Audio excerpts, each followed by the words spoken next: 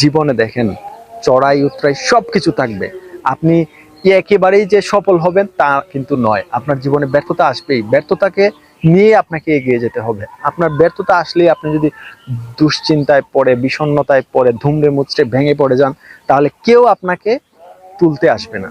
নিজেকেই তুলতে হবে নিজে থেকে। তার জন্য আপনার নিজের ভিতর থেকে সুখটাকে বের করে নিয়ে আসুন। এই ছোট ছোট বিষয়গুলো উপভোগ করুন।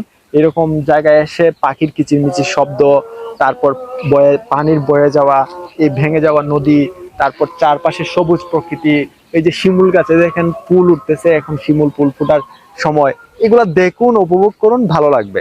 রমজান মাসে মানুষের অনেক কাজ কাম থাকে, অনেক কিছু থাকে, মানুষের মেজাজ কিটকিটে হয়ে যায়।